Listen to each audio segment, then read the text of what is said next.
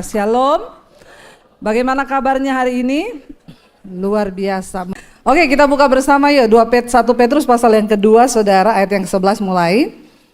1 Petrus pasal 2 ayat yang ke-11 kita baca bersama, saudara. Ya, bagaimana kita mengisi kemerdekaan di atas bangsa ini. Kita baca bersama, saya pengen semua baca. Ini perintah, karena saya tahu banyak orang Kristen yang jarang baca Alkitab. Ya, baca ayat 11, 1, 2, 3. Saudara-saudaraku yang kekasih, aku menasihati kamu supaya sebagai pendatang dan perantau, kamu menjauhkan diri dari keinginan-keinginan daging yang berjuang melawan jiwa. Siapa yang menyadari bahwa kita di dunia ini perantau? Saudara, ini yang punya bumi. Alkitab bilang kita ini hanya perantau di dunia ini. Berarti kita harus pulang satu saat ke tempat kita yang semestinya. Ya, makanya ikut itu ibadah usia indah tadi itu yang diumumkan. Saudara sudah baca kan? Tadi temanya apa? Mempersiapkan diri untuk apa? Tadi saya lihat waktu ditulis tema itu semua pada senyum-senyum gini. Saya tahu yang muda-muda yang senyum ini. Mereka melirik sama yang rambut putih, dia bilang ini, kayaknya dia duluan. Bertobat kau ya, bertobat. Tua itu bukan syarat mati loh. Sekarang anak-anak muda pun mati banyak, iya apa iya? Iya, makanya hati-hati saudara. Nah, di dalam dunia ini dikatakan bahwa ada satu keinginan yang berjuang melawan jiwa kita. Apa itu keinginan? Daging. Semua punya daging toh? Ya, makanya dagingnya jangan gede-gede. Ya, nanti kalau pengangkatan saya ini lagi terus berusaha menurunkan loh. Udah agak kurusan kan saya kan? Ya, pelan-pelan. Karena kalau kegedean, malaikat malas loh ngangkat. Ya, dia harus ngomong 4 orang. Yang lain nggak mau, kamu aja. Jadi ya, keinginan daging ini berbahaya, saudara. Alkitab berkata Galatia pasal 5, apa itu keinginan daging? Percabulan, kenajisan, hawa nafsu, nafsu jahat, iri hati, kebencian, dendam, amarah, perselisihan, pertikaian, dan semua hal-hal yang jahat ada dalam daging kita. Saya tuh bingung ya, kemarin tuh saya jalan-jalan sama suami saya ke PIK, saudara. Di situ kan banyak tempat dugem toh. Saya bilang sama suami, ini berita tentang tsunami gempa bumi dahsyat megatrust akan menimpa Indonesia, Selat Sunda, tapi tempat dugemnya parkirnya penuh. Penuh, saudara. Ini orang-orang ini bukannya mencari Tuhan, dan saya lihat ada muka-mukanya di sini nih banyak. Yang tadi malam di sana itu banyak di sini nih saya lihat. Bertobat ya.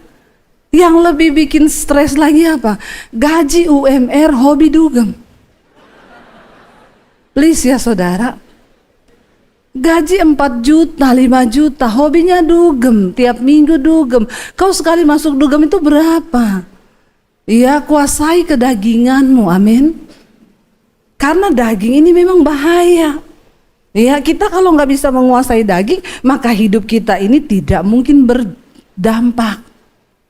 Ya, jangankan buat bangsa, di keluarga aja kita ini nggak bisa berdampak karena ngikuti keinginan daging. Gaji 6 juta, beli mobil cicil, bayarnya 4 juta 1 bulan. Ini masuk akal enggak, saudara? Memang di Indonesia ini banyak orang jiwa perjuangannya itu luar biasa. Gajinya 6 juta, cicil mobil 4 juta sebulan. Nah, terus kau hidup pakai apa? Kau makan pakai apa? Ya, yang begini-begini ini nanti tiba-tiba WA, sis masih ingat aku? Yesus. Ya, saya kalau sudah ada yang begitu ya, saya auto langsung saya bilang, 2 tahun lalu saya kena amnesia. Maaf, saya enggak ingat apa-apa. Kamu juga saya enggak ingat. Iya, ngeri loh. Apalagi dibilang supaya tali silaturahmi tetap terjalin. Saya langsung bilang putuskan aja sekarang. Putus, nggak usah kenal, putus. Kenapa saudara? Karena keinginan daging. Dan keinginan daging ini Alkitab bilang berjuang melawan jiwa loh. Di dalam jiwa manusia ada pikiran, perasaan, dan kehendak. Saya mau tanya saudara, di dalam pikiran, perasaan, kehendakmu, kau mau nggak dekat dengan Tuhan? Mau nggak hidup dalam kekudusan? Mau nggak hidup berkenan pada Tuhan? Ya. Tetapi ketika jiwa kita pengen dekat Tuhan, pengen berkenan, ada satu keinginan yang terus berjuang melawan jiwamu itu, yaitu keinginan daging. Bagaimana cara kita mengisi kemerdekaan ini? Mari tinggalkan semua perbuatan dagingmu itu. Ya, supaya kita ini bukan hanya merdeka di atas bangsa, tapi kita juga merdeka di dalam manusia rohani kita. Baru setelah itu kita bisa berdampak bagi bangsa ini, amin saudara. Ya, buang keinginan dagingmu. Ya, jangan saudara gaji UMR, jiwa sosialita. Ini yang begini-begini ini yang banyak bikin masalah dalam hidup. Ya, gajimu pas-pasan. Ya, beli tas yang bermerek, nyicil. Saya selalu ingetin saudara, hukum fisika berkata, tekanan berbanding lurus dengan gaya.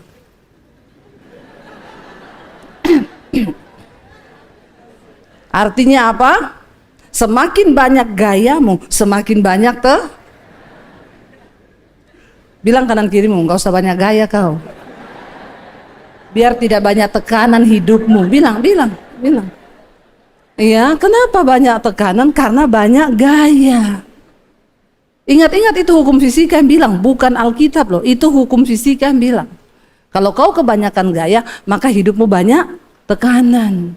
Kuasai diri. Kalau baru bisa naik motor, nggak usah maksa naik mobil. Amin. Itu bikin mempersulit hidupmu. Iya. Gaya kalau ke gereja nyanyinya, mau jadi berkat bagi bangsa-bangsa. BPJS kau nggak bayar. Amin saudara. Bayar tuh BPJS. Ya, supaya apa? Kalau kau sakit bisa berobat. Nggak usah bikin repot orang. Pada bayar BPJS nggak? Insya Allah. Ya, mari saudara kita sukseskan apa yang menjadi program pemerintah. Amin. Lalu yang kedua, ini soalnya jam ini cepat sekali berputar ya. Ayat 12 berkata begini saudara, baca bersama. Milikilah cara hidup yang baik di tengah-tengah bangsa-bangsa bukan Yahudi, supaya apabila mereka memfitnah kamu sebagai orang durjana di tengah-tengah bangsa-bangsa sebagai orang durjana, mereka dapat melihatnya dari perbuatan-perbuatanmu yang baik dan memuliakan Allah pada hari Ia melawat mereka. Ada saatnya nanti Tuhan akan melawat orang-orang yang tidak mengenal Tuhan ini. Tapi jangan sampai kita justru menjadi batu sandungan. Ketika orang mau menerima Yesus, orang bilang, oh itu singers di gereja, tapi ya kok hidupnya begitu ya, tuh jadi ani-ani loh.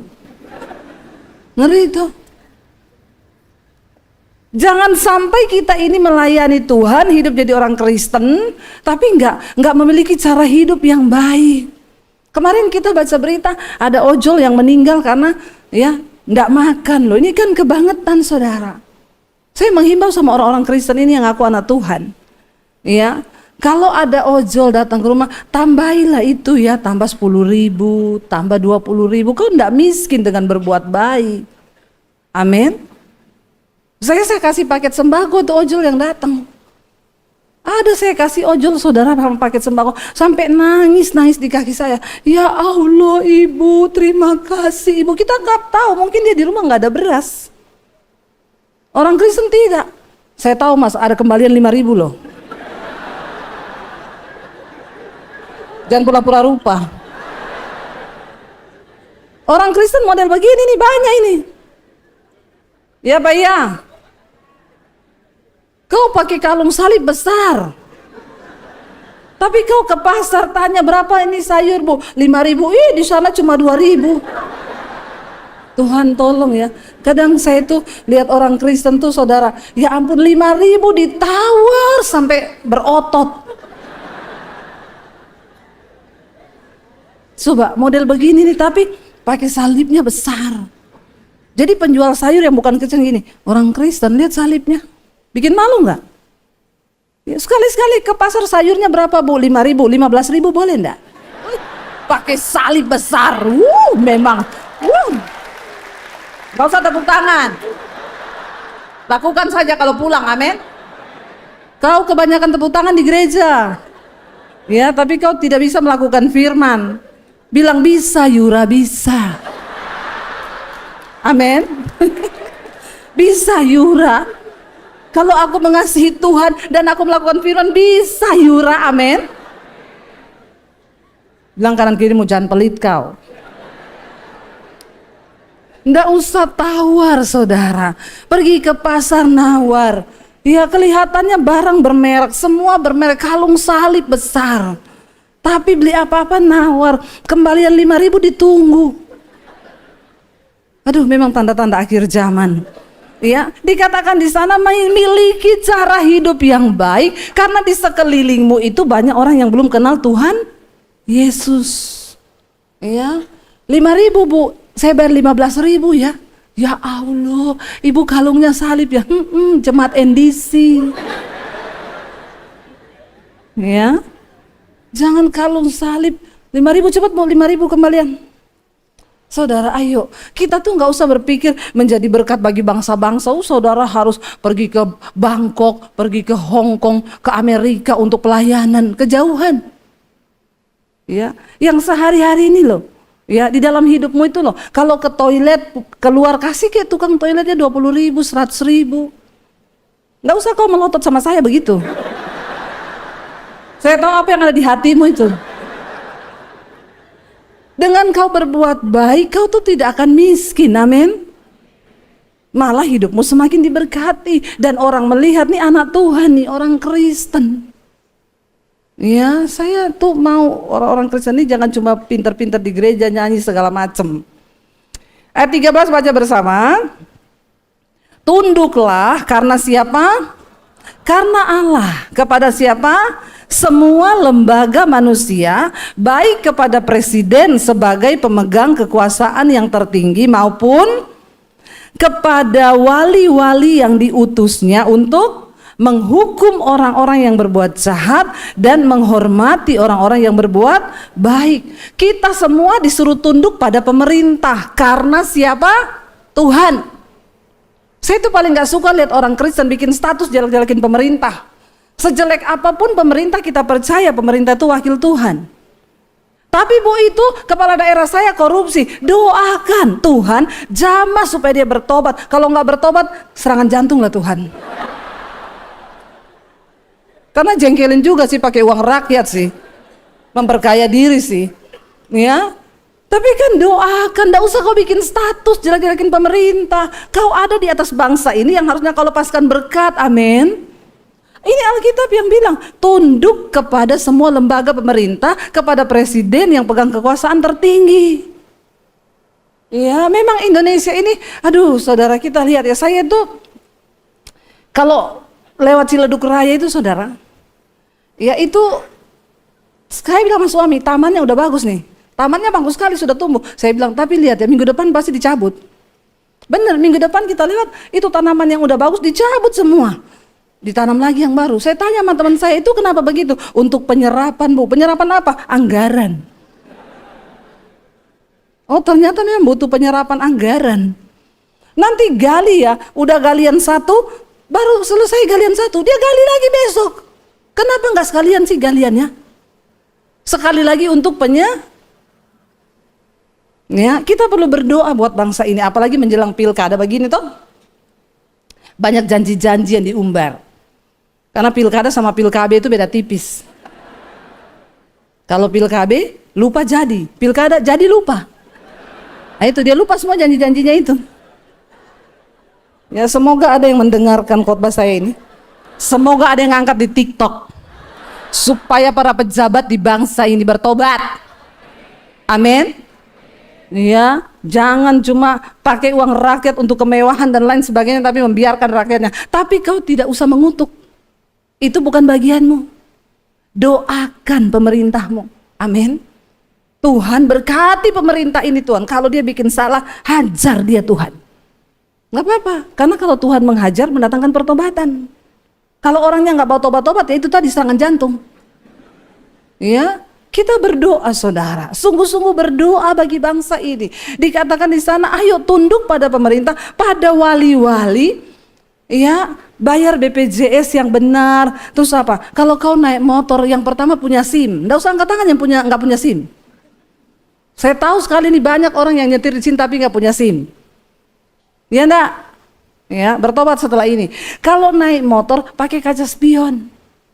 Supaya jangan polisi tanya, kaca spionmu di mana mas? Saya pakai kebatinan. Kau pikir kau naik motor di dunia maya? Kau kalau ketabrak pecah kepala loh. Ya jangan main-main saudara. Karena memang di Indonesia ini beda. Ya di Indonesia ini beda sama di luar negeri. Saya waktu itu sama suami saya di Hong Kong. Ini bukannya mau sombong ya nak ya. Bukannya nak ya, tapi benar ini kejadiannya ya. Waktu kita mau nyebrang jalan nih, jalan kaki, teman saya bilang, bu, jangan sampai ibu lewati ya, itu udah kuning, ibu berhenti bu. Bener, di samping ada orang India lewat, langsung loh polisinya datang dikasih kartu, bayar denda 8 juta kalau rupiah. Itu di Hong Kong. Kalau di luar negeri itu orang sudah lihat lampu kuning yang diinjak rem, kalau di Indonesia lampu kuning yang diinjak apa? Ampuni mereka Tuhan, mereka kompak sekali jawabnya. Itulah Indonesia. Kau kira gampang atur rakyat ini? Kau pikir gampang atur negara ini? Nah, terus kau itu menjelek-jelekan pemerintah? Susah loh. Ya, di Indonesia ini kalau lampu kuning dia injak gas. Dia tembus ke sana sudah setengah lampu merah itu. Ya kalau di luar negeri kita dari jauh itu. Jadi waktu itu suami saya kan di New York nyetir sendiri, bukannya mau sombong, bukan ya. Dijauhkan Tuhan lah ya, bukan ya. Lah waktu kita mau pelayanan ke New York, gembalanya udah telepon, Pak hati-hati Pak, kalau masuk Manhattan Pak itu crowded, itu bahaya, banyak taksi, banyak motor, banyak ini. Jadi kita sudah ketakutan nih saudara. Ya, begitu masuk Manhattan suami saya bilang, mana yang crowded ya, mana yang nggak ada. Dia telepon, udah sampai ya, udah di mana? Udah di Manhattan, hati-hati. Saya lihat kayak gini crowded, sama Ciledug Raya nggak ada apa-apanya. Ya Allah, saudara, itu Ciledug Raya jalan yang paling menguji kesabaran. Ya, jangankan dekat-dekatan itu, mobil alarmnya bunyi terus. Kenapa? Motor tinggal 1 senti udah di samping kita. Tapi kita biasa aja. Jadi ada bagusnya juga Indonesia ini. Saudara yang biasa nyetir di Indonesia, saudara nyetir di luar negeri itu luar biasa banget. Jadi kita sampai di Manhattan nih, mana ini crowded. Makanya kita lebih cepat nyampenya saudara. Bayangannya dia bilang paling 4 jam. Kita cuma 3 jam udah nyampe. Kenapa? Lancar banget. Tapi ya itu, memang dari jauh saya bilang, suami saya, kuning loh, kuning, injak rem. Takut dipikir Ciledug Raya nih. Jadi dari jauh injak rem, begitu berhenti pas merah nyala ting. Nah, enggak salah kita. Setidaknya coba saudara perbaiki dari sini dulu untuk mengisi kemerdekaan. Bilang kanan kirimu, kalau kuning injak rem sayang, injak rem. Bilang kanan kirimu. Belajar hidup tertib, amin. Jangan injak gas sayang, jangan ya nak ya, itu berbahaya. Jadi kita belajar melakukan perkara-perkara yang kecil dulu di bangsa ini, karena menertibkan bangsa ini tidak mudah saudara. Kenapa ada lampu kuning? Supaya biar tidak ada polisi saudara taat. Saya sama suami saya, sama teman saya pernah ibu-ibu, ayo bu, saya lihat dari jauh, bu udah kuning loh bu, nggak sampai kita, nggak apa-apa, dia injak gas saudara. Dia bilang gini, tidak ada polisi. Padahal ya sudah ada patung polisi di situ. Saya bilang itu patungnya ada bu, tapi kan cuma patung, bukan polisinya.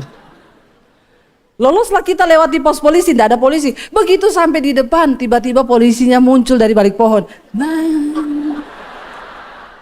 lalu kita kaget, dari mana muncul di polisi? Ya, jadi ingat kata Sumbokong, ayah dia siluman ayah. Ternyata banyak siluman saudara. Kenapa dibikin patung polisi itu? Supaya kau itu takut. Kau lihat patungnya dibikin polisi tidur, poluan hamil di bawah, yang tinggi banget itu. Tapi memang ini rakyat Indonesia ini memang negara plus 62 ini berflower ini, aduh luar biasa ya. Lalu polisinya berhentiin kita saudara, Prit, berhentilah kita. Dia ketuk kaca saya. Maaf ibu, selamat siang. Iya ibu tahu pelanggaran ibu, saya tahu pak. Yang saya tidak tahu bapak muncul dari mana. Kenapa bapak tiba-tiba ada di situ? Bapak siluman ya? Iya. Jadi dia sengaja bersembunyi di balik pohon, saudara. Makanya di pos dia tidak ada, di jalan dia tidak ada. Ketika orang melanggar baru dia muncul. Jadi saudara hati-hati ya, banyak siluman di Indonesia ini. Nah ini jadi pokok doa lagi, amin. Berdoa buat bangsa ini supaya nggak ada siluman. Jadi kau itu melakukan taat pada peraturan bukan karena ada polisi atau tidak, tapi karena ada mata Tuhan melihatmu. Nggak percaya lagi nih. Ya, kayaknya lebih takut polisi daripada mata Tuhan. Ampuni mereka nih Tuhan. Mari kita hidup dikatakan hormati lembaga yang ada.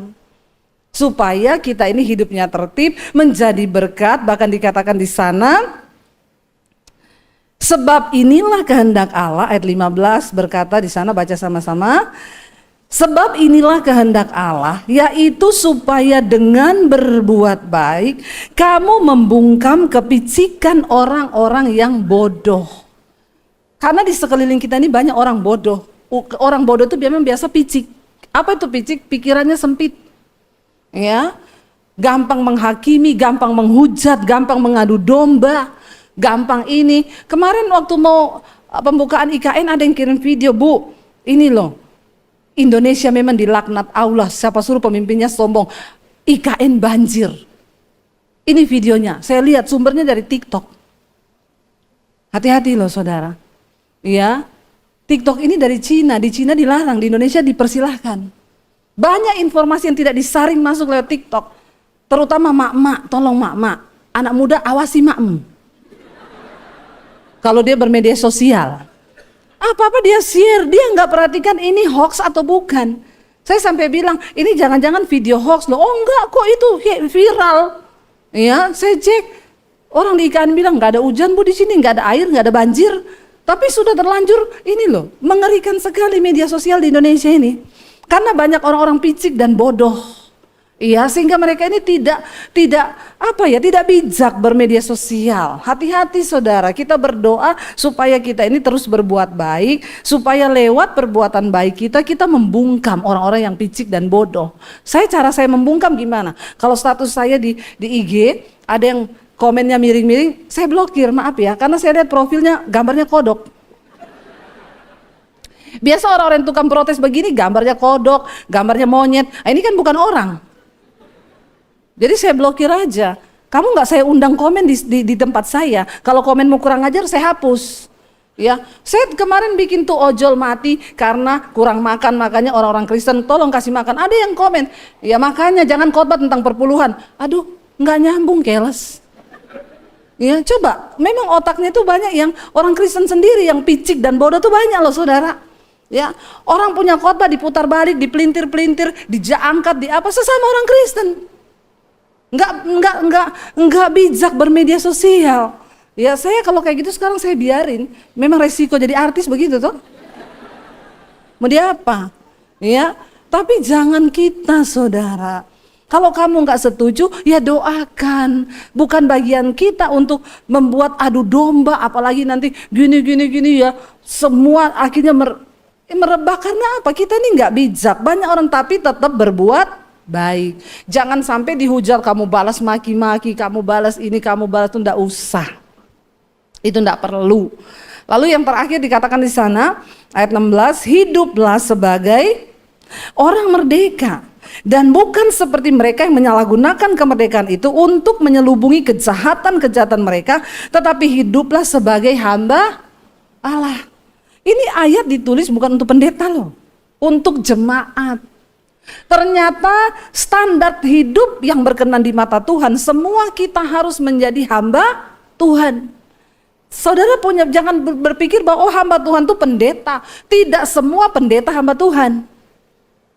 Siapa hamba Tuhan? Walaupun saudara jemaat biasa, kalau saudara melakukan firman, saudara tunduk pada firman, saudara hidup melakukan segala kebaikan, maka kau disebut hamba Tuhan. Sebaliknya sekalipun saya pendeta, misalnya kalau saya nggak tunduk sama firman, saya tidak hidup menjadi berkat, ya saya tidak bisa disebut hamba Tuhan, sekalipun saya pendeta.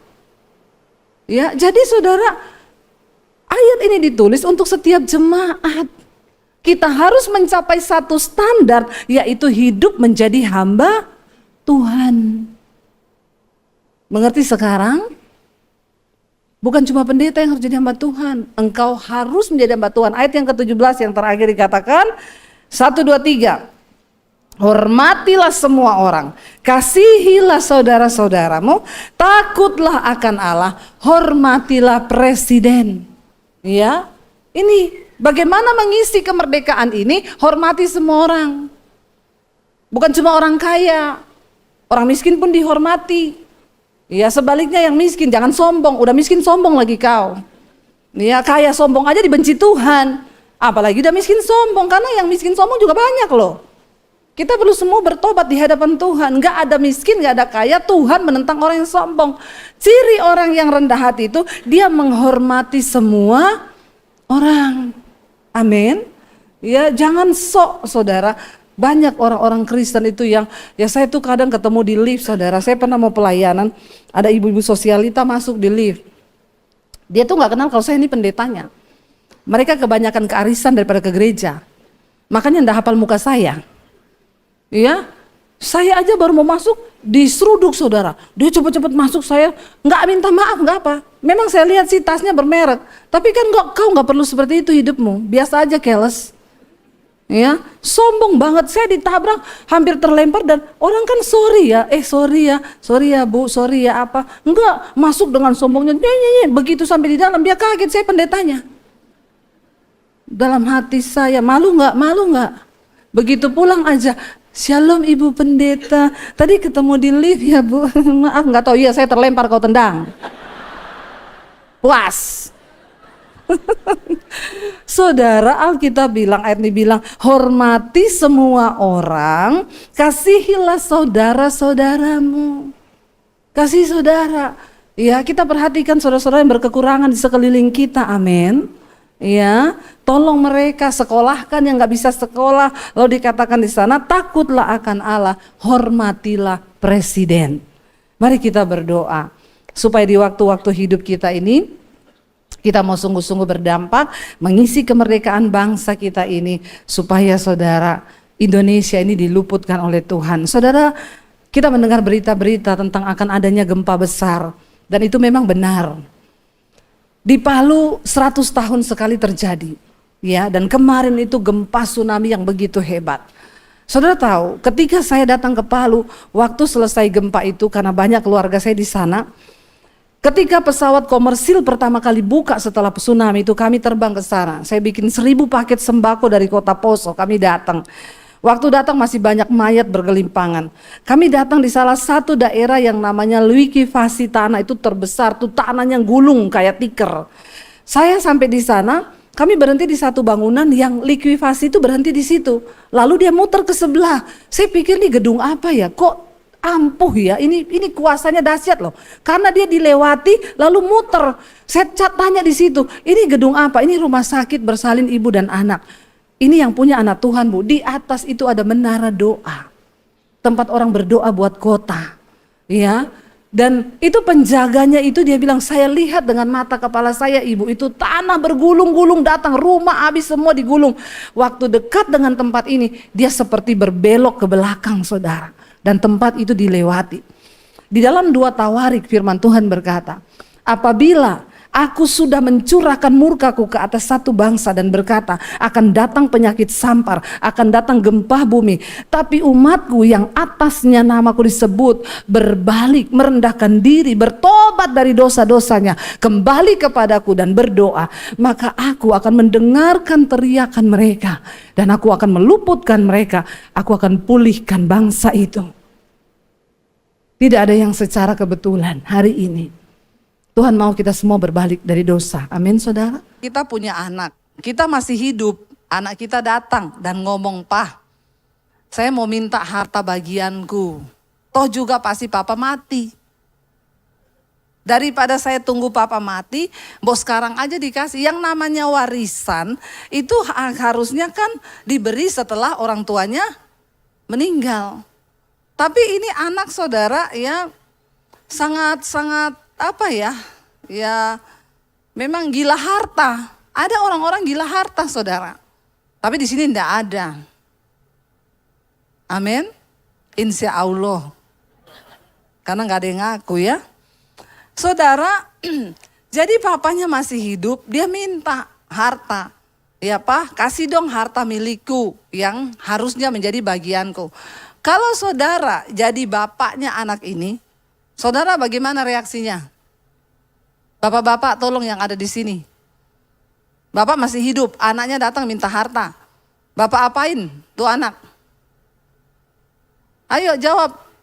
Yang jawabannya benar saya kasih sepeda loh. Apa Pak? Anaknya diapain? Berarti bapak-bapak di sini baik semua ya, diam aja ya. Kalau kita sebagai orang tua tentunya paling tidaklah kita nih sedih ya. Kok anakku ini saya belum mati, dia sudah minta harta.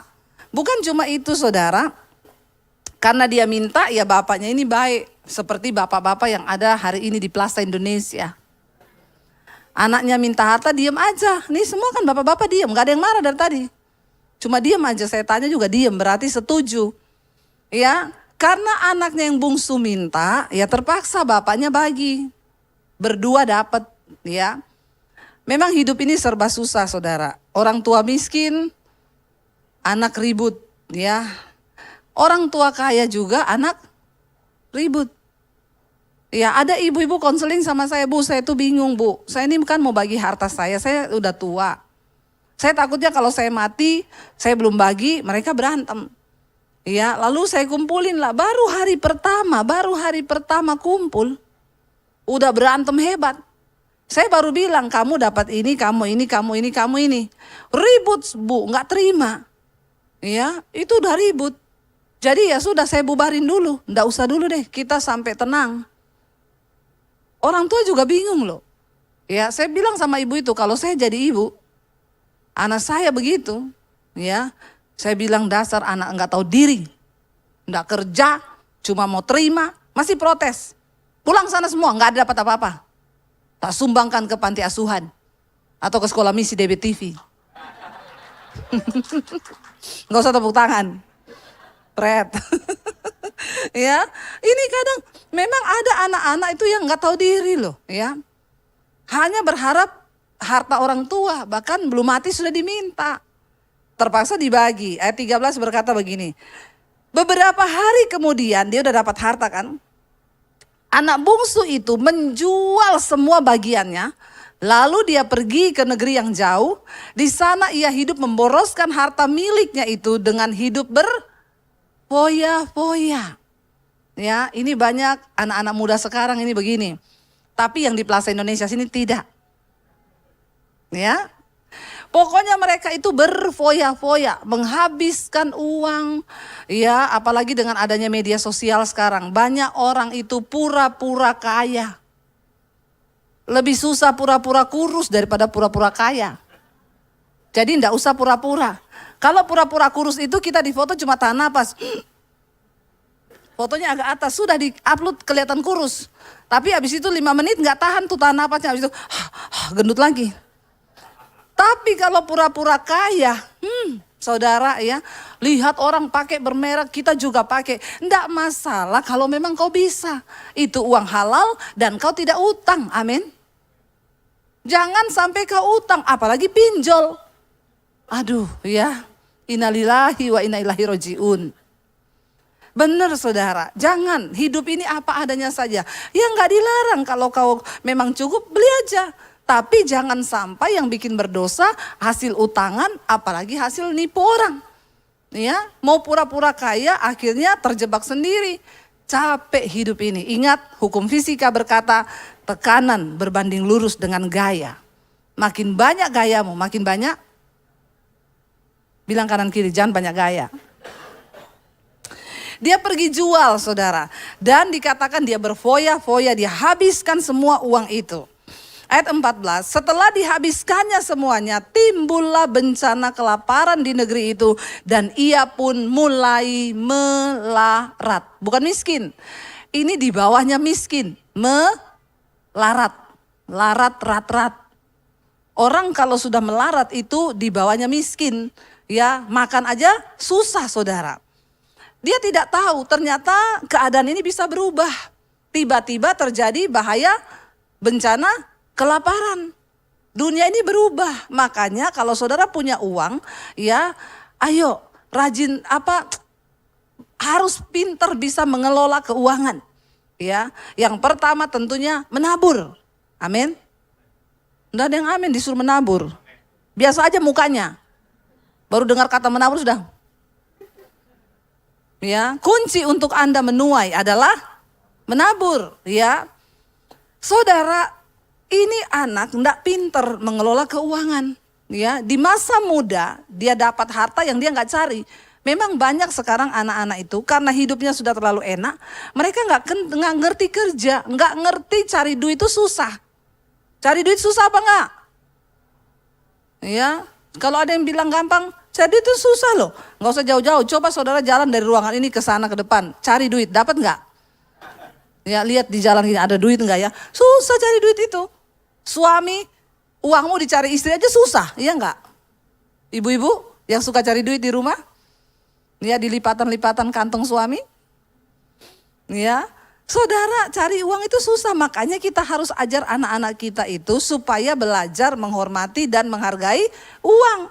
Ini anak nggak pernah diajar, makanya begitu dapat sekian langsung habis sekian, dibelanjakan semua.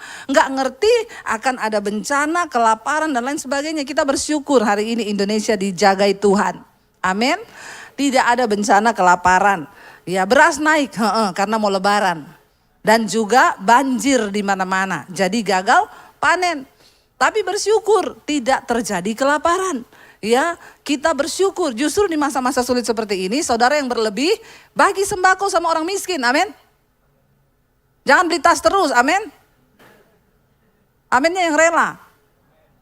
Bagi sekali-sekali nggak usah beli LV, ya. Dia punya cadangan buat LV, beli buat sembako, bagi sama orang miskin. Aminnya terpaksa. Itu baru hidupmu tuh jadi berkat, saudara. Ya, dikatakan di sana tiba-tiba datang bencana kelaparan dan dia menjadi melarat karena tidak punya persiapan apa-apa. Ya, makanya orang tua bekali anak-anak kita sebab harta itu tidak menjadi jaminan kebahagiaan. Saya ini baru pulang dari Jepang. Buat yang belum tahu saya kasih tahu. Sombong ya, bertobat. Saudara, enggak, saya juga cuma ditraktir sama jemaat Mesbah Doa jalan-jalan ke sana. Waktu saya ke sana saya melihat Jepang itu negara yang sangat makmur dan kaya. Luar biasa. Kemajuan teknologi begitu hebat. Kenapa saya bisa bilang Jepang itu makmur? Negara itu makmur atau tidak, enggak usah jauh-jauh. Lihat saja dari toiletnya. Di Jepang itu kita berhenti di rest area. Saya bilang sama suami saya, aduh mau ke toilet umum, bersih apa enggak ya? Suami saya bilang, ya pasti bersih lah. Saya turun, saudara, toilet umum, WC-nya yang ada tombol air panas, air dingin. Ya, bisa dipilih situ. Ini buat cebok, ini buat ini buat itu. Tapi jangan salah pencet, panas melepuh. Yang hangat saja. Saudara, ya, ternyata waktu saya masuk, gila, bersih banget. Itu ndak ada sampah, nggak ada bau pesing, nggak ada kotoran di toiletnya, dan toiletnya itu yang seperti di hotel mulia. Di Indonesia itu buat hotel mulia dan ya di sini aja belum pakai yang itu ya, tombol-tombol panas dingin belum ya, masih yang biasa kan. Di sana toilet umum. Jadi makmur nggak itu negara? Toilet aja begitu. Ya, kita berdoa supaya satu saat Indonesia bisa begitu. Tapi kalau di pas Indonesia pada nggak tahu makainya. Itu yang saya takut. Tapi itu bersih, rapi, nggak ada bau, saudara. Luar biasa ini negara ya. Di tempat umum semuanya bersih. Tapi negara Jepang itu walaupun mereka termakmur ya, tingkat bunuh dirinya itu tertinggi di dunia. tertinggi di dunia. Kenapa saudara? Sampai hari ini pemerintah Jepang itu berusaha untuk bisa membuat rakyatnya itu memiliki rasa bahagia. Ternyata mereka itu jauh dari rasa bahagia. Makanya banyak yang memilih mengakhiri hidup. Makanya sebenarnya memang uang itu bukan jaminan kebahagiaan. Ya, di Jepang sekarang pemerintah bahkan mau bayar orang yang mau punya anak loh. Pemerintah bilang, saya bayar kamu dari masih di kandungan sampai melahirkan, sampai itu anak sekolah, sampai dia bekerja, negara menjamin. Itu pun gak ada yang mau punya anak. Indonesia, pemerintah sudah menganjurkan terus 2 anak cukup. Tetap 12 saudara. Memang ini negara luar biasa diberkati Tuhan. Namanya juga negara berflower. Ya, negara berkembang, ya. Itu susah banget sampai ada beberapa kampung di Jepang itu yang sudah kosong. Nggak ada yang rumah-rumah itu ditinggal mati sama penghuninya, nggak ada ahli waris. Jadi pemerintah biarin aja itu kosong. Bayangkan loh saudara, itu satu kampung loh. Yang penghuninya tua-tua udah mati, mereka nggak punya anak, nggak punya saudara. Ya, ditinggalin kosong, banyak sekali rumah satu kampung. Nah di Indonesia satu rumah, 13 anak berantem.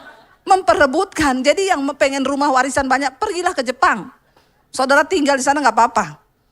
Itu benar-benar saudara ya, saya melihat ya itulah bedanya ya. Saya kemarin bilang memang beda, Indonesia itu bedanya di sini. Anak SMP di Jepang bikin robot, di Indonesia anak SMP bikin anak. Ini yang perlu kita doakan dan perlu kita bikin sosialisasi ke desa-desa. Bener, saya ketemu anak masih remaja. Kamu sekarang kerja? Iya bu. Kamu masih sekolah? Saya sudah menikah bu, anak saya 3. Hah? Umurnya remaja? Kamu ini kan umur SMP. Sudah punya anak 3. Astagfirullah subhanallah. Tapi ya itu terjadi saudara. Ya mereka di sana takut punya anak nanti mau makan apa. Di sini luar biasa Indonesia karena mereka percaya lagunya Kus Plus ya, lempar kayu dan batu jadi tanaman. Ya, bisa makan kapan aja, ada di mana saja. Tapi kita bersyukur, makanya anak-anak muda kembangkan dirimu hari-hari ini. Dan kita tahu Jepang itu mereka percaya pada dewa matahari, mereka tidak percaya Tuhan. Karena Tuhan itu sebenarnya sumber kebahagiaan. Hidup tanpa Tuhan, semua akan jadi kosong. Lalu anak ini saudara melarat, ayat 15. Saat dia sudah melarat, baru dikatakan begini ayat 15. Lalu ia pergi dan bekerja pada seorang majikan di negeri itu. Orang itu menyuruhnya ke ladang untuk apa? Menjaga babinya. Setelah melarat, baru pikir cari kerja. Ya. Jangan sampai seperti itu anak muda sekarang. Tuhan itu beri kau banyak potensi dalam dirimu. Kembangkan itu. Ya, jangan mager hari-hari ini lihat handphone. Terus setengah hari habiskan waktu lihat handphone nih anak-anak sekarang nih. Ya, gak mikir masa depan. Kembangkan dirimu. Banyak hal dalam dirimu yang bisa digali. Ya, jangan cuma main handphone, habiskan waktu. Sudah melarat baru pengen cari kerjaan. Dari sekarang mulai mikir. Tapi anak-anak sekarang itu ya baru lulus SMP, SMA. Udah party-party, mabok-mabok. Baru lulus SMA ini. Dia belum buka mata melihat kehidupan ini. Ya, kau juga jangan sibuk pacaran anak muda. Masih SMP udah ganti-ganti pacar, SMA. Ya, makan tuh cinta. Dek, ternyata cinta tidak seindah yang kau bayangkan dek. Kau pikir setelah nikah makan cinta kenyang.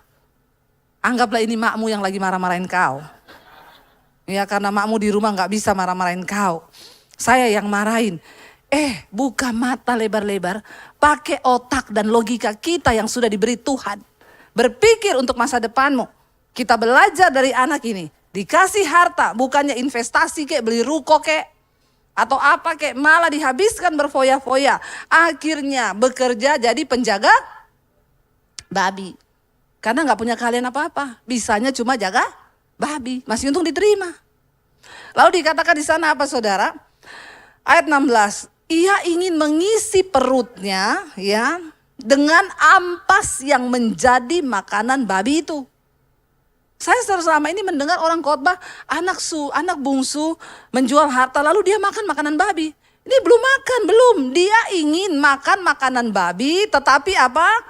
tidak seorang pun yang memberikannya kepadanya. Bayangkan loh, cuma pengen makan ampas babi. Nggak bisa, karena nggak ada yang kasih. Kasihan nggak nasibnya?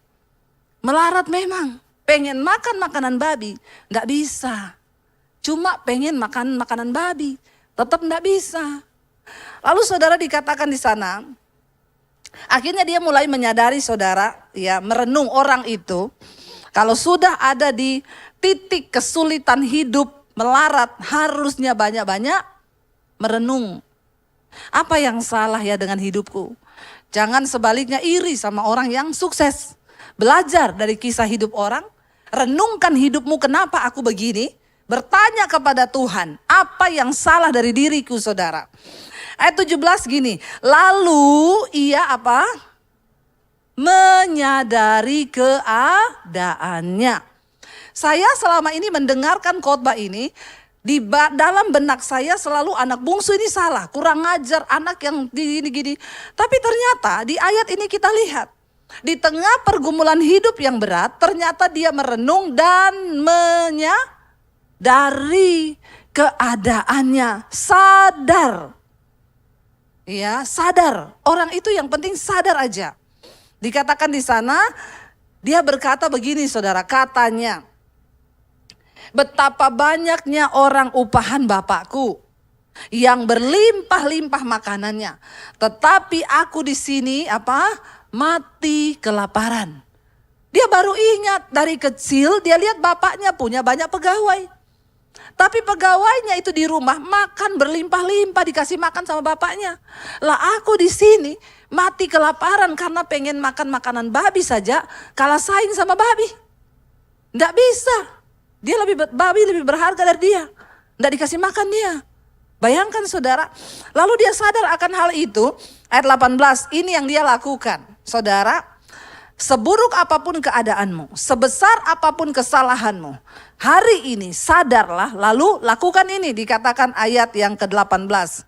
Aku akan bangkit dan pergi kepada Bapakku dan berkata kepadanya, Bapa, aku telah berdosa terhadap sorga dan terhadap Bapa. Kita bisa salah saudara. Kita bisa melakukan dosa yang besar. Kita bisa salah mengambil keputusan. Tapi jangan pernah engkau terpuruk dalam keadaan itu. Yang pertama sadar, yang kedua bangkit. Yang ketiga yang terpenting, temui Bapakmu, akui dosamu, dan bertobat. Amin. Dia punya niat akhirnya di hati. Ternyata adalah yang terbaik, aku ini bertobat. Dan aku akan kembali kepada Bapakku untuk apa? Mengaku dosa. Aku sudah berdosa terhadap Tuhan dan juga terhadap Bapa. Alkitab berkata, berbahagialah orang yang mengakui dosanya dan meninggalkannya. Tapi terkutuklah orang yang menyembunyikan dosanya dan terus hidup di dalamnya. Keluarga yang sehat itu tidak luput dari kekurangan saudara. Mungkin satu saat suamimu akan buat dosa. Mungkin satu saat istrimu akan buat dosa. Mungkin satu saat anakmu akan buat dosa. Bahkan mungkin satu saat orang tuamu akan buat dosa. Itu adalah sesuatu yang wajar terjadi. Tapi yang tidak wajar ketika engkau berdiam tinggal dalam dosa itu. Membiarkan dirimu terjerumus di sana. Hari ini sadarilah keadaanmu saudara. Ayo kita sadar. Sebab itu adalah awal dari pemulihan. Mengaku. Ya, mengaku dosa ya. Sebab pengakuan itu akan mendatangkan belas kasihan Tuhan. Anak ini berpikir begini, aku akan bangkit dan aku akan pergi menemui Bapakku. Dan aku akan berkata kepadanya, Bapa, aku telah berdosa terhadap sorga dan terhadap kamu. Lalu dia bilang begini, ayat 19, ini dalam perenungannya loh saudara. Aku tidak layak lagi disebutkan anak Bapa. Jadikanlah aku sebagai salah seorang upahan Bapa. Dia pengen pulang. Bukan untuk diakui sebagai anak. Dengar ini baik-baik. Anak bungsu ini memiliki mentalitas yang berbeda ketika dia mengalami kesulitan hidup. Dia pengen pulang sama bapaknya cuma untuk yang pertama mengaku dosa, meminta ampun kepada bapaknya dan akan berkata gini, "Pak, aku ini udah bikin salah besar. Aku ini tidak layak lagi disebutkan anak. Aku datang ke sini, aku mau melamar menjadi pegawaimu." Niatnya itu baik loh. Dan dia tahu diri. Dia sudah menghabiskan semua harta orang tuanya. Tapi dia mau datang dengan niat dari hati yang tulus mengakui dosa, minta ampun. Dan jadikanlah aku sebagai pegawaimu. Karena dia tahu pegawai bapaknya bisa makan dengan puas. Sementara dia bisa mati lapar. Ayat 20 dikatakan, maka bangkitlah ia dan pergi kepada bapaknya. Saudara, kalau hari ini engkau terikat di dalam dosa atau apapun, jangan tunda untuk tinggalkan dosa itu. Anak yang hilang ini, dia berpikir dalam hati, aku akan pergi, aku akan bangkit. Tapi itu bukan cuma akan. Banyak orang Kristen hanya berkata, aku mau tinggalin dosaku, aku mau bertobat. Besok gitu lagi, aku mau tobat, nggak bertobat lagi, gitu lagi. Tapi anak yang hilang ini, dia bertindak. Dikatakan, maka bangkitlah ia dan pergi kepada bapaknya. Dan ayat ini luar biasa berkata begini saudara. Apa baca bersama 1, 2, 3. Ketika ia masih jauh, ayahnya telah melihatnya. Pertanyaan saya, kok bisa? Dia masih jauh loh. Kok bisa bapaknya melihat dia itu? Dia kan gak telepon dulu tuh, "Pak, aku mau pulang ya." Dia kan gak WA dulu toh, "Pak, aku nanti mau balik ya, tolong tungguin aku." Tapi kenapa ayat ini berkata, waktu anaknya itu masih jauh, bapaknya sudah melihat dia. Saudara tahu kenapa? Karena setiap hari kerjaan bapaknya itu hanya berdiri di depan rumah dan menunggu kapan anak itu pulang. Sebuah pengharapan di hati bapaknya. Bagi dia harta itu tidak berarti, tapi hidup anaknya itulah yang berarti. Setiap hari bapak itu melihat sampai kejauhan, menunggu kapan anak ini pulang.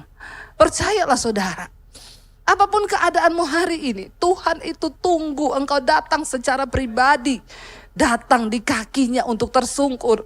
Karena Tuhan selalu menunggu kapan engkau balik. Kapan engkau datang anakku, aku pengen peluk engkau dan beri kasih itu. Mungkin hari ini engkau lelah, mungkin hari ini engkau letih dan berkata aku capek dengan hidup ini. Tuhan menunggumu datang saudara. Dengan kekuatan kita tidak akan pernah sanggup menghadapi hidup. Kita butuh Tuhan, kita butuh pelukannya, kita perlu kasih Bapa itu di hidup kita. Dia tunggu engkau, dia setiap hari berdiri menanti anak itu datang. Karena itu Alkitab berkata, masih jauh, anak itu masih jauh. Tapi Bapa melihat, dia datang. Satu kerinduan Tuhan yang tidak dapat tergantikan dengan uang atau persembahan apapun.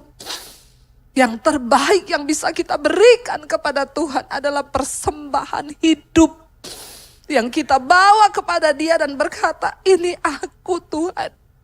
Aku mau menyenangkan hati Bapa. Dia gak peduli berapa yang sudah dihabiskan oleh anak itu. Tapi dia menunggu, dan menunggu. Kapan engkau datang kembali kepada dia. Jangan pergi terlalu jauh. Kembali kepada Tuhan. Dia tunggu engkau balik saudara. Ketika Bapak itu melihat dia masih jauh. Lalu tergeraklah hatinya oleh belas kasihan. Tuhan itu penuh dengan belas kasihan. Ayahnya itu dikatakan apa saudara? Dia berlari. Dia tidak tunggu anak itu datang. Dia berlari menyambut anak itu. Dia berlari saudara karena belas kasihannya. Dia berlari mendapatkan anak itu. Lalu dia merangkul dan menciumnya. Tidak peduli seberapa besar luka yang dilakukan oleh anak itu kepada bapaknya. bapaknya merangkul dia, saudara. Dia merangkul anak itu dan dia menciumnya. Lalu dia berkata kepada anak itu.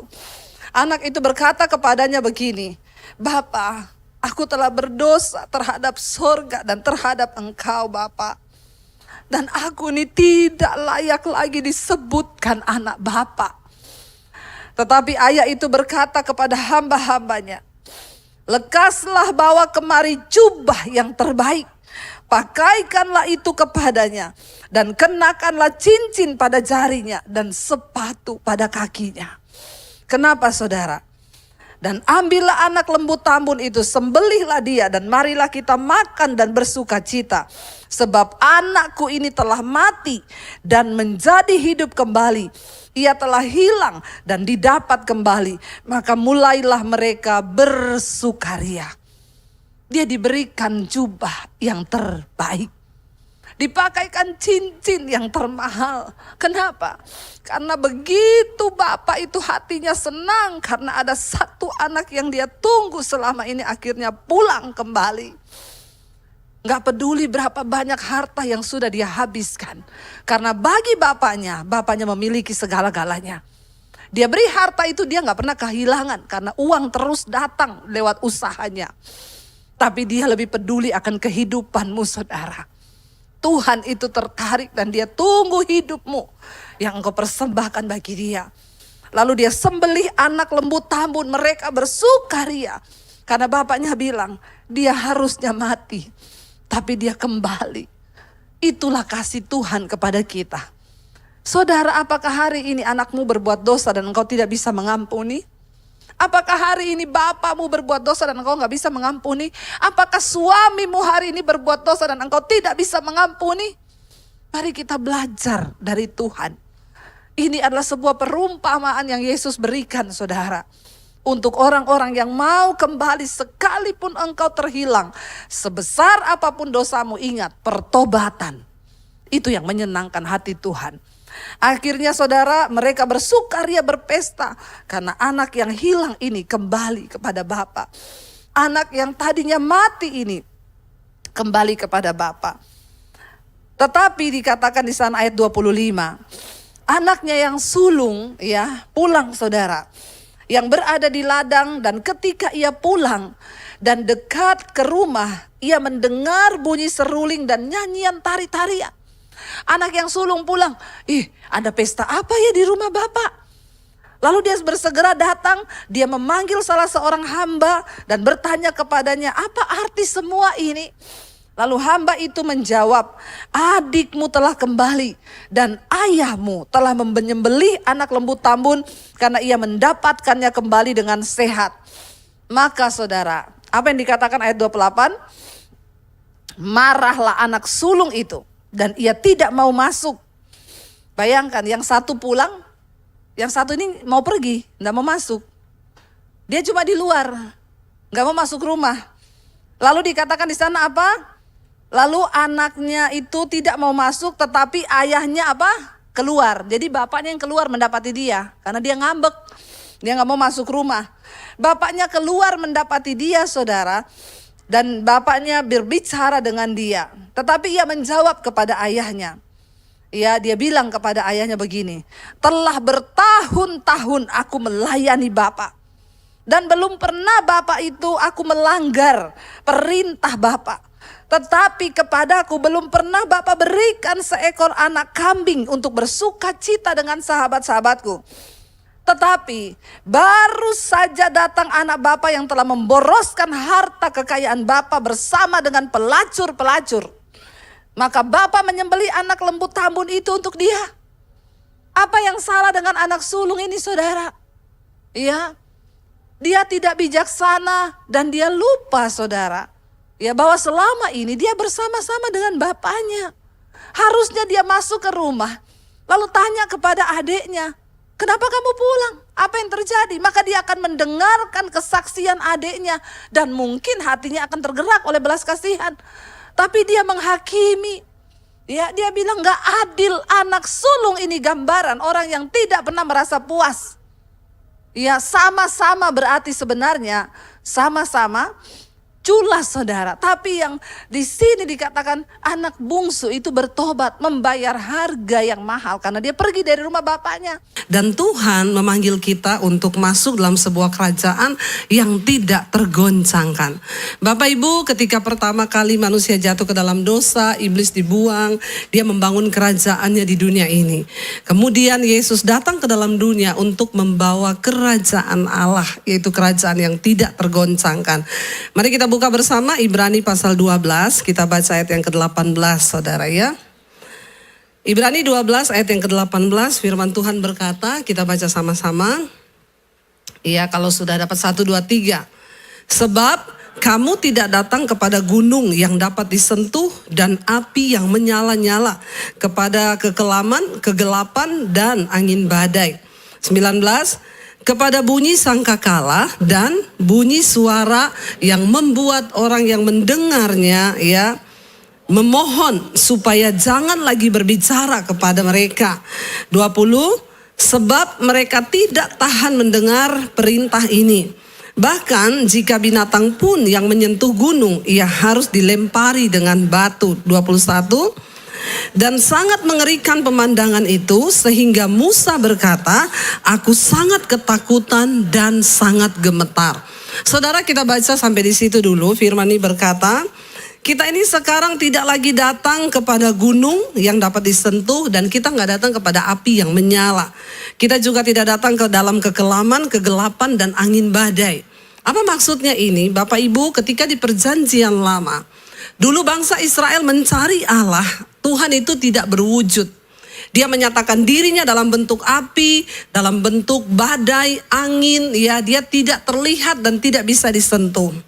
Dan ketika itu bangsa Israel pun ya tidak berani untuk mendekat dengan Tuhan. Ketika Musa naik di atas gunung, Tuhan berkata kepada Musa, jangan ada seorang pun yang ikut dengan engkau, sebab dia pasti akan mati. Tidak ada seorang pun yang bisa mendekat kepada Tuhan. Ya, pada zaman perjanjian lama, hanya orang-orang yang dipilih Tuhan yang boleh mendekat dan berjumpa dengan Allah. Tuhan berkata, jangan sampai ada satu orang pun dari umat Israel yang ikut dengan engkau naik ke atas gunung ini, maka dia pasti akan mati. Karena betapa kudusnya Tuhan. Saudara, Tuhan tidak menampakkan diri dalam rupa. Kenapa? Karena Tuhan berkata, kalau aku menampakkan diri dalam bentuk rupa, nanti bangsa ini akan membuat patung yang serupa dengan aku, lalu mereka akan menyembah aku. Karena memang dari dulu manusia itu butuh figur yang bisa dia lihat. Jadi kalau Tuhan hanya dalam bentuk angin, api, bangsa Israel itu nggak suka gitu ya. Sampai akhirnya ketika Musa menghadap Tuhan di atas gunung, waktu Musa turun apa yang terjadi? Mereka sudah membuat patung untuk disembah. Dikumpulin anting-anting emas semuanya, orang-orang yang punya kalung kumpul, mereka lelehkan itu dan jadilah patung lalu mereka sembah. Tuhan murka pada waktu itu.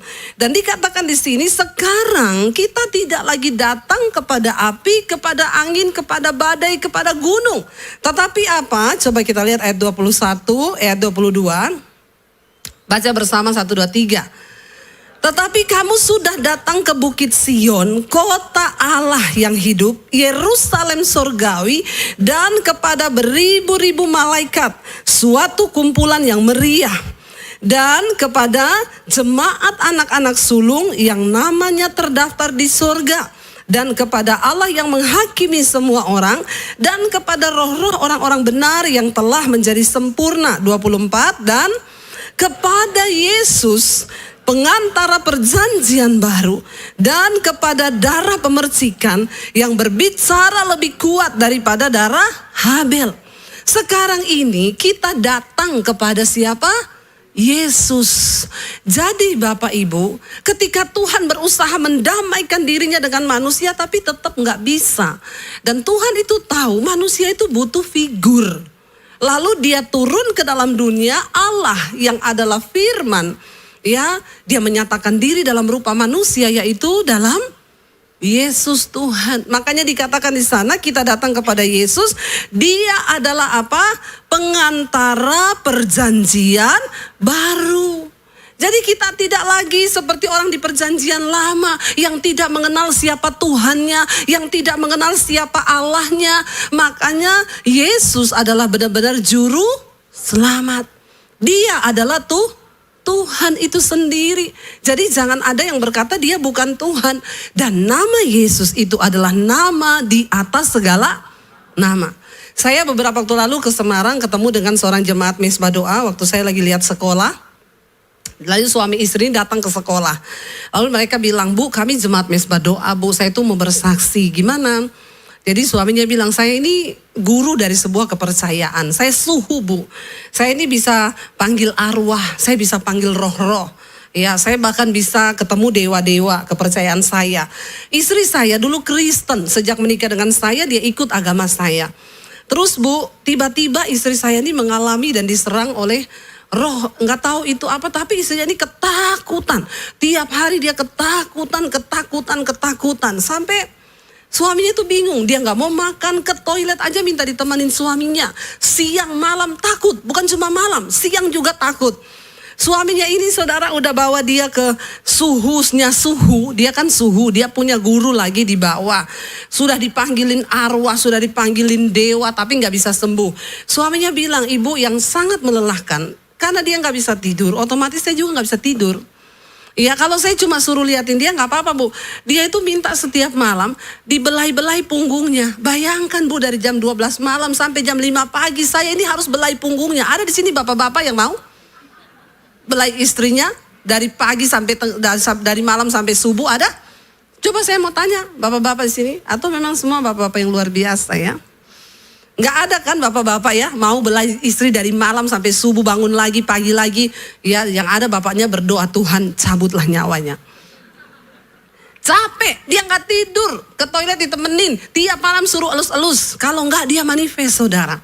Akhirnya bapak ini sudah stres, dibawa ke rumah sakit. Ya karena dia nggak makan-makan, badannya kurus kering. Dokter bilang, Bu, ibu ini sebenarnya nggak ada sakit. Tapi saya juga nggak tahu kenapa ibu jadi begini. Akhirnya suaminya sudah menyerah, sudah mencoba segala cara nggak bisa. Lalu suaminya itu cuma ingat gini, istriku ini dulu kan dari Kristen. Ya, kenapa saya nggak coba aja ya panggil pendeta atau siapa untuk mendoakan. Lalu dia telepon temennya. Temennya itu pendeta, dia bilang, ya kamu bisa nggak?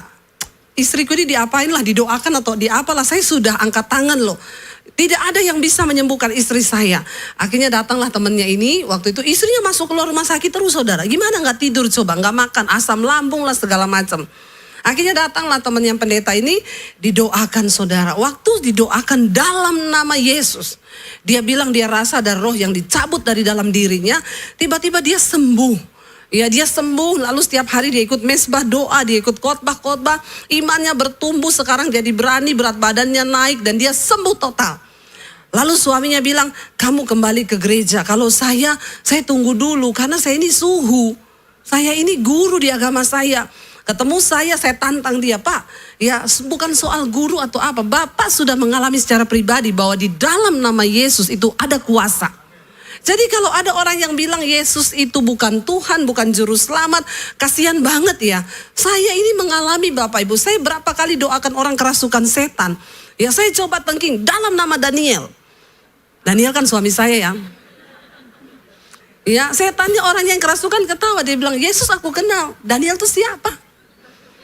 Ternyata setan tidak tahu, saudara. Saya coba tengking dalam nama Bambang, tetap tidak bisa. Dalam nama Konrad Supit, nggak bisa. Ya coba pakai namanya Pak Yoris, dalam nama Yoris. Ya nggak bisa juga. Tapi waktu saya coba dalam nama Tuhan Yesus, dia teriak, panas. Berarti ada kuasa. Jadi kalau orang berkata Yesus itu bukan siapa-siapa, dia tidak lebih daripada Adam, dia tidak lebih daripada Musa, itu kasihan. Yesus adalah firman yang menjelma menjadi manusia. Dia adalah Allah itu sendiri, nama di atas segala nama. Di sini jelas dikatakan, kita ini sudah datang kepada Yesus, dia pengantara perjanjian baru. Lihat ayat yang selanjutnya saudara, ayat 25 kita baca dengan suara yang keras ya.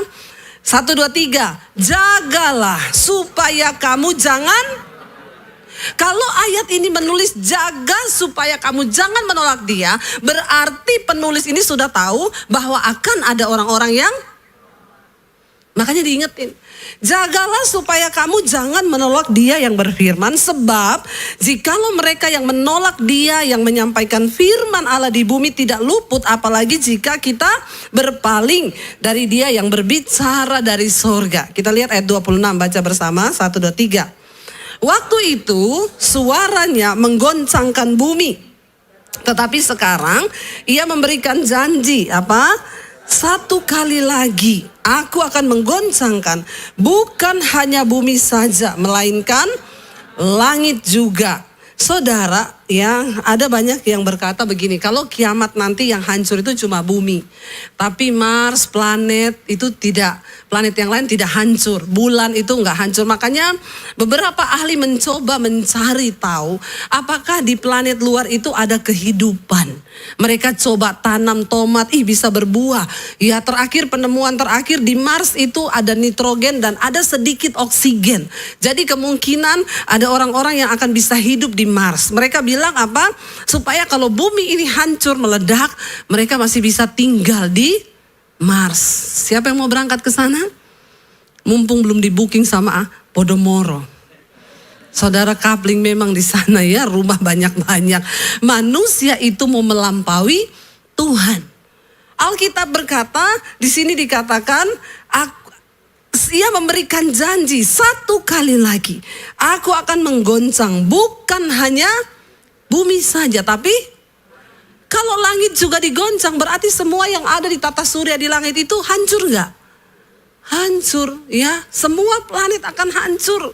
Bahkan di ayat yang lain Alkitab berkata, bumi ini akan hangus dalam nyala api yang demikian hebat. Dan unsur-unsur dunia semua akan terbakar. Kalau engkau tahu betapa semua akan hancur secara demikian, betapa suci dan salehnya kita harus hidup. Dikatakan akan digoncang. Ayat yang ke-27, baca 1, 2, 3. Ungkapan satu kali lagi merujuk kepada perubahan pada apa yang dapat digoncangkan. Karena ia dijadikan supaya tinggal tetap apa yang tidak tergoncangkan. 28. Jadi karena kita menerima kerajaan yang tidak tergoncangkan, marilah kita mengucap syukur dan beribadah kepada Allah menurut cara yang berkenan kepadanya dengan hormat dan takut. Saudara, perhatikan. Dikatakan di sana ayat yang ke-27 tadi.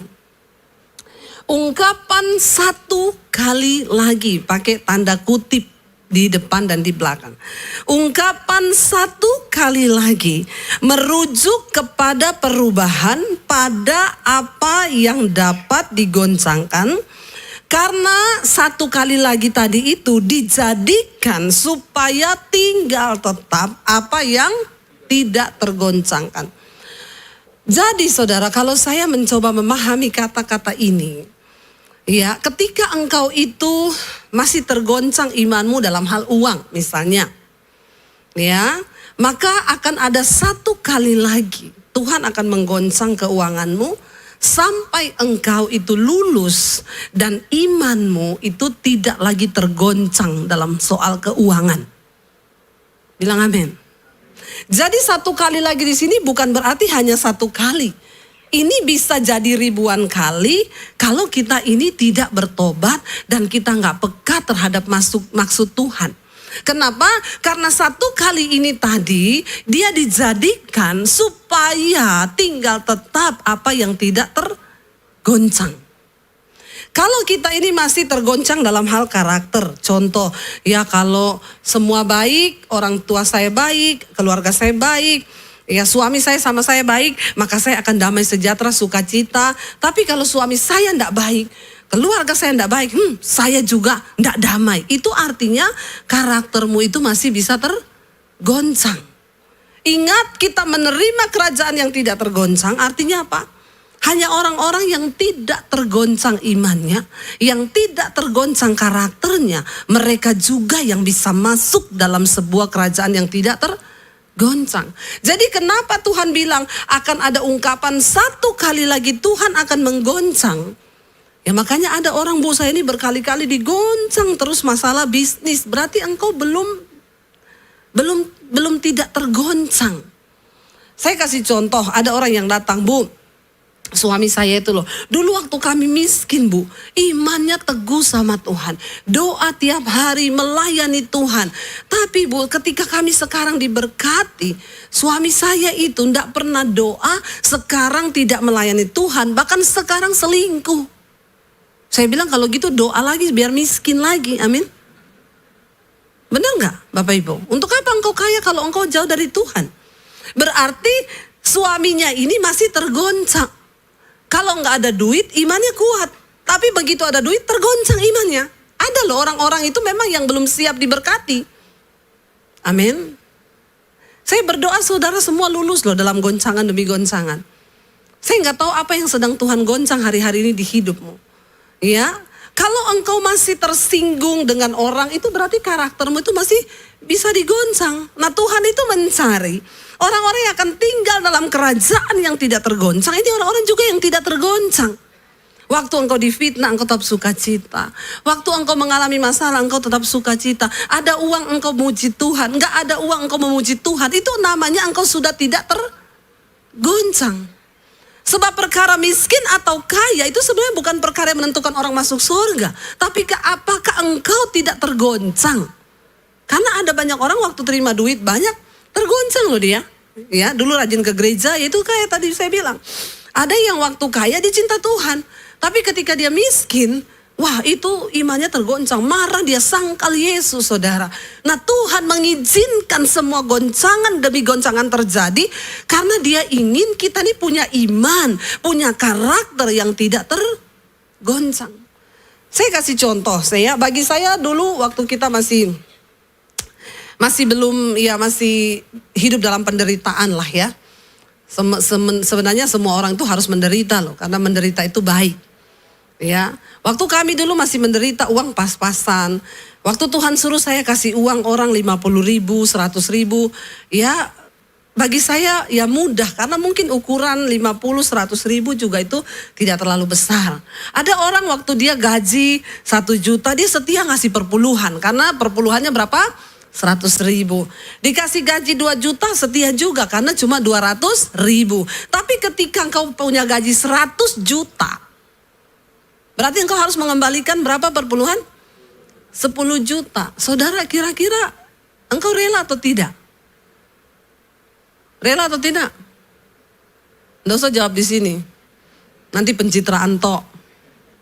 Ya, banyak yang masih tanya perpuluhan boleh apa? Perpuluhan itu sebenarnya masih relevan atau tidak sih Bu? Saudara, Tuhan itu cuma mengajar kita ini dilatih loh, dari perpuluhan itu sedikit loh. Kalau dalam itu saja kamu sudah gak setia, bagaimana dalam perkara yang lebih besar? Saya kasih contoh, ketika saya ambil contoh saya aja ya. Dulu bagi kami mungkin memberi 50.000, 100.000 masih ringan. Karena memang memang kapasitasnya seperti itu. Ketika kami diberkati Tuhan saudara, ya lalu Tuhan memberi kepercayaan yang besar. Kita ini kan semua hanya bendaharanya Tuhan sebenarnya. Kenapa saudara diberkati? Karena saudara itu mau dipakai Tuhan sebagai bendahara. Bukan untuk kepentingan diri kita sendiri loh. Ya, tapi untuk menjadi saluran kepanjangan tangan Tuhan. Kalau saat kita lihat di sekeliling kita banyak sekali orang yang perlu ditolong. Ya, bukan untuk engkau simpan atau engkau nikmati. Ya, kalau engkau simpan di lumbung ada orang yang ya simpan duitnya supaya nggak gerak-gerak. Pokoknya 50M atau 100M atau 500M kita masukin deposit. Besoknya mati. Uangmu itu buat apa? Sudahkah itu berguna bagi kepentingan kerajaan Allah? Atau cuma engkau tabung saja? Karena ada orang itu senang waktu lihat-lihat saldo. Iya Pak, iya. Kalau lihat jumlah gitu senang. Saudara, saya mau bersaksi. Ya, bersaksi ini saya semua untuk kemuliaan Tuhan. Berapa waktu yang lalu ya tiba-tiba mungkin ada beberapa yang sudah dengar kesaksian ini. Saya tuh digerakin Tuhan untuk memberkati seorang hamba Tuhan. Saya disuruh beliin mobil bagi hamba Tuhan itu. Waktu saya dengar suara Tuhan itu, spontan yang saya lakukan apa? Saya tengking dalam nama Yesus, setan ini. Setan nggak? Setan. Saya bilang enggak Tuhan, enggak, saya enggak mau dengar. Makanya hati-hati. Kalau orang datang sama saya bilang, Bu gimana ya biar bisa dengar suara Tuhan tuh gimana? Saya bilang kamu udah siap? Dengar suara Tuhan tuh enggak enak. Enggak enak. Kamu pikir enak? Enggak enak. Kadang-kadang ada hal-hal yang bertentangan dengan daging kita. Yang harus kita lawan ketika Tuhan bicara. Saya dengar suara Tuhan itu. Lalu Tuhan itu ngomong lagi begini. Kalau kamu beliin dia mobil. Kamu beliin yang sama kayak wakil gembalanya. Karena wakilnya itu istrinya dokter, jadi dia bisa beli mobil. Saya cari tahu mobilnya wakil gembalanya apa ya. Harganya sekitar 425 juta. Bagi saya itu besar nggak Bapak Ibu? Saya mau tanya bagi Bapak Ibu besar nggak? Ya besar kan? Mungkin Bapak Ibu nggak besar ya. Bagi saya itu besar loh.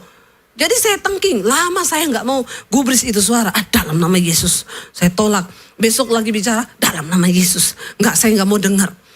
Lama-lama saudara terus itu suara bicara di hati saya. Jadi memang benar Rasul Paulus bilang orang itu kalau menjadi tawanan roh itu ndak enak. Ya, ndak enak benar. Lalu saya akhirnya bilang begini, Tuhan gini ya Tuhan ya. Firman-Mu itu berkata ya istri itu tunduk kepada suami ya. Jadi saya mau ngomong ke suami saya ya. Kalau suami saya setuju saya baru kasih ya. Tapi kalau suami saya tidak setuju berarti kan saya enggak boleh dong ya tidak tunduk kepada suami. Kita ini kadang pakai firman buat apa ya mengelabui Tuhan toh. Tapi padahal Tuhan itu salah apa benar? Benar, dia nggak pernah salah. Karena saya tahu suami saya ini orangnya bukan pelit tapi agak perhitungan. Biasa bapak-bapak itu memang agak perhitungan. Jadi saya pikir saya kasih tahu dia pasti dia tolak juga. Jadi saya bilang satu kali, saya bilang saya mau ngomong sama kamu apa? Saya dapat suara Tuhan loh. Kita suruh beliin mobil pendeta. Ya dan Tuhan bilang mobilnya itu ya yang sama dengan wakil gembalanya itu sekian. Suami saya itu diam aja tuh. Biasa dia bilang, wih gila besar banget. Nggak usah lah itu kamu halusinasi itu.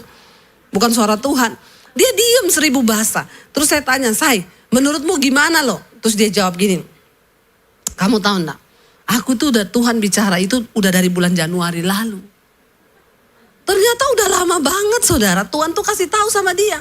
Tapi memang karena dia perhitungan, dia diem baik. Jadi saya bilang sama suami saya, oh ternyata karena kamu tuli.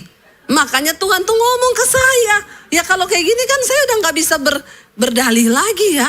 Akhirnya ya kita berunding, yuk gede loh itu buat kita ya. Tapi ya kita ini kan hanya bendaharanya Tuhan ya kita taat saudara. Tuhan tuh kadang tuh hanya mau menguji hati kita ini loh. Kamu dulu waktu pas-pasan uangmu tinggal 50.000 uangmu. Besok udah gak tahu mau makan apa. Tuhan suruh saya kasih orang yang membutuhkan 50.000 itu. Saya berani. Itu kan 50.000. Nah sekarang Tuhan sudah berkati jumlahnya lebih besar nih. Tapi apakah setelah aku memberkati engkau, imanmu itu geser, imanmu itu goncang atau tidak? Kalau kamu nggak kasih, berarti imanmu bergoncang itu. Lalu saya sama suami kita sepakat, ya udah ya, berarti kita rela ya keluar segitu ya, rela. Ya udah, ini kan punya Tuhan. Saya itu Tuhan kasih gambaran gini, coba kalau kamu punya pegawai bendahara. Terus kamu bilang sama dia, besok siapin uang sekian ya, saya mau bayar tagihan. Terus dia bilang, gak mau Pak, gede banget uang segitu buat apa? Saudara marah gak kalau saudara punya bendahara disuruh keluar duit, dia gak mau keluarin duit? Saudara marah? Yang punya bendahara tahu ya, langsung ngomong marah. Yang lain gak punya bendahara. Gak apa-apa, tapi kita sendiri nih. Nah Tuhan tuh ngomong, lah kamu itu kan hanya bendaharaku. Kamu mau gak? Akhirnya kami sepakat saudara, sikap hati kami bilang Tuhan, oke Tuhan, kami mau. Saudara biarlah kita ini semua kedapatan di hadapan Tuhan. Ya bahwa kita ini hatinya tuh rela gitu loh. Saya kaget saudara, ya ketika berapa bulan setelah itu, saya bilang sama suami saya, pembangunan sekolah misi kami kan hampir selesai. Ya itu tuh Tuhan dahsyat luar biasa. Dari awal saya sudah bersaksi di sini. Tadinya waktu kita mau bangun tuh saya bilang sama suami saya gini, keuangan kita ini enggak seberapa. Tapi tenang aja, nanti kita taruh nomor rekeningnya di layar YouTube gede-gede. Di mesbah doa kita jalan-jalankan itu rekening.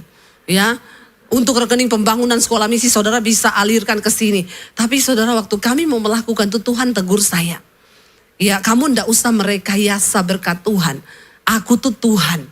Kalau kamu taruh begitu malah aku ndak memberkati. Jadi saya takut, saya bilang sama suami, ndak usah, ndak jadi. Kami melihat bagaimana pemeliharaan Tuhan.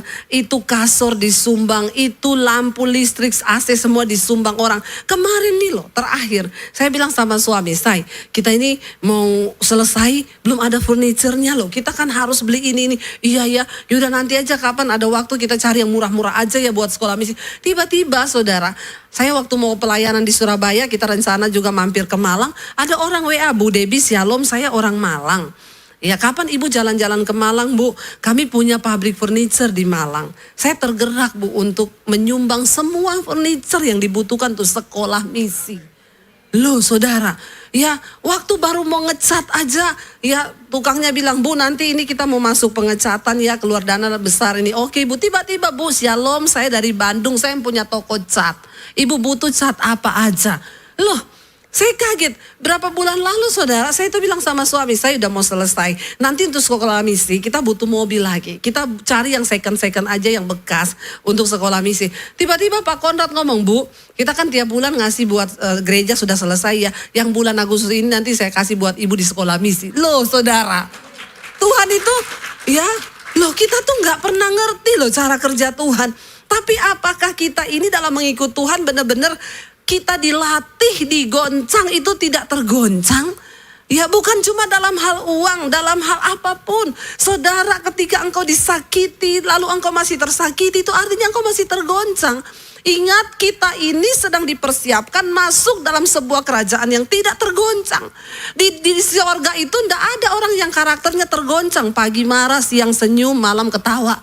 Itu gila. Amin. Yang ada di sorga itu orang yang sukacita, terus damai sejahtera, terus nah kapan kita berlatih? Sekarang ini. Dan Tuhan izinkan goncangan satu kali lagi. Engkau gak lulus ya satu kali lagi. Besok gak lulus lagi satu kali lagi. Sampai engkau lulus dan terbukti imanmu, karaktermu tidak tergoncangkan. Waktu digoncang enak kak? Nggak enak. Waktu digoncang itu tidak enak, persoalan, tekanan, kesusahan. Tapi kita mau lihat buktinya apa yang kita dapatkan nanti kalau kita tidak tergoncang. Mari kita buka Wahyu. Wahyu pasal yang ke-7, ayat 13 sampai ayat yang ke-15 saudara. Inilah yang akan kita terima kalau kita itu lulus setiap satu kali lagi kita lulus ya. Yohanes ketika berada di Pulau Patmos dia mendapat sebuah penglihatan yang besar tentang akhir zaman. Wahyu 7 ayat 13 firman Tuhan berkata di sana, kita baca sama-sama 1, 2, 3. Dan seorang dari antara tua-tua itu berkata kepadaku, siapakah mereka yang memakai jubah putih itu dan dari manakah mereka datang? Jadi Yohanes melihat sekumpulan besar orang pakai jubah putih semua. Dia tanya sama tua-tua yang berdiri di sana, siapa mereka itu? Baca ayat yang ke-14 berkata di sana, ya firman Tuhan bilang apa? Maka ya Tuhan mengetahuinya. Lalu ia berkata kepadaku, mereka ini adalah orang-orang yang keluar dari kesusahan yang besar. Dan mereka telah mencuci jubah mereka dan membuatnya putih di dalam darah anak domba. Karena itu, apa dikatakan? Mereka berdiri di hadapan tahta Allah dan melayani dia siang malam di bait sucinya. Dan ia yang duduk di atas tahta itu akan membentangkan kemahnya di atas mereka. Saudara, waktu kita ikut Tuhan, goncangan demi goncangan, itu artinya kesusahan demi kesusahan akan kita alami. Sebab kita ini sedang dipersiapkan untuk masuk dalam sebuah kerajaan yang tidak tergoncang. Dan janji firman Tuhan itu apa?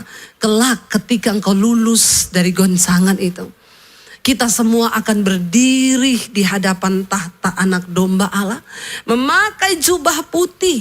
Siapa orang-orang itu? Mereka adalah orang-orang yang keluar dari kesusahan demi kesusahan, goncangan demi goncangan. Tapi mereka tetap bisa menjaga jubah mereka putih di dalam darah anak domba Allah. Amin Bapak Ibu. Karena itu coba kita kembali tadi Ibrani pasal 12 ya, ayat yang ke-28. Jadi kita baca bersama Ibrani tadi 12 ayat 28. Jadi karena kita menerima kerajaan yang tidak tergoncangkan, marilah kita mengucap syukur dan beribadah kepada Allah menurut cara yang berkenan kepadanya dengan hormat dan takut. Yang terakhir, sebab Allah kita adalah api yang menghanguskan. Kita memang ada di zaman perjanjian baru, kasih karunia. Tetapi itu tidak berarti standar Tuhan akan kekudusan dihilangkan. Dia tetap Allah yang menghanguskan kalau kita tidak hidup benar di hadapannya. Sekarang banyak yang berkata, Yesus adalah sahabat orang berdosa. Makanya yang homo tetap homo, yang lesbi tetap lesbi, pelakor tetap jadi pelakor, penipu tetap jadi penipu. Kenapa? Karena mereka bilang Yesus adalah sahabat orang berdosa. Saya bilang jangan lupa ditambah sahabat orang berdosa yang mau bertobat. Jangan separuhnya toh. Ya, Yesus mengasihi orang berdosa tapi dia membenci dosa. Dia sahabat orang berdosa yang mau bertobat. Jangan separuh-separuh mengenal Tuhan. Kita sudah baca dengan jelas. Kita harus beribadah kepada Allah dengan cara yang berkenan kepadanya. Sebab Allah kita itu api yang menghanguskan. Karena itu perlu saudara tahu bagaimana cara beribadah kepada Tuhan yang benar. Saya selalu berkata, orang Kristen, jangan engkau dengarkan pengajaran-pengajaran yang menyesatkan. Ya, contoh, saudara saya mau ke Israel, saudara titip pergumulan, nanti saya berdoakan buat saudara di tembok ratapan. Saudara pikir setelah pendeta berdoa buat saudara di tembok ratapan, terus Tuhan berkenan atas hidupmu? Hello? Ya ada hamba-hamba Tuhan, saya mau ke kota ini, lagi ada pergerakan di sana luar biasa. Silakan saudara tulis semua permohonan doamu. Sudahlah saudara. Mari kita mulai masuk kepada pengajaran yang berkenan, beribadah kepada Tuhan dengan cara yang berkenan kepada Tuhan. Jangan dengan hal-hal yang begitu-begitu itu. Mari kita datang secara pribadi. Tidak bisa diwakili engkau dengan Tuhan. Sebab kekristenan adalah sebuah hubungan. Kita dengan Tuhan itu dalam hubungan yang benar. Amin. Mari kita beribadah kepada Tuhan dengan cara yang berkenan. Dengan hormat dan takut akan Tuhan. Sebab Allah kita adalah api yang menghanguskan. Saya berdoa kita semua yang datang hari ini. Kita semua akan berdiri seperti yang tadi kitab Wahyu bilang. Kita akan berdiri di hadapan tahta anak domba Allah. Dan kita semua akan pakai jubah putih. Karena itu hari ini mungkin engkau sedang ada dalam kesusahan yang besar. Enggak apa-apa, itu syarat untuk kita bisa berdiri pakai jubah putih. Mungkin hari ini engkau sedang ada dalam goncangan yang besar. Bilang, Tuhan aku tahu goncangan itu akan menghasilkan dalam diriku sesuatu yang tidak tergoncangkan. Uji kami Tuhan sampai kami punya iman yang tidak tergoncangkan. Mari Bapak Ibu, hari-hari ini ya saya percaya akan banyak goncangan demi goncangan ke depan. Tapi biarlah kita mau lulus dan berkata, Tuhan kami mau berapapun harga yang harus kami bayar, kami mau tetap setia. Saya undang para imam musik maju ke depan. Kita tetap mau berkata kepada Tuhan, Tuhan kalau aku hidup, aku mau hidup bagimu. Hati kami akan tetap menyembah Tuhan.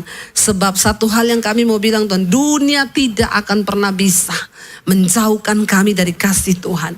Kita mau naikkan pujian ini, kalau ku hidup bagimu Tuhan. Mari kita bangkit berdiri bersama Bapak Ibu.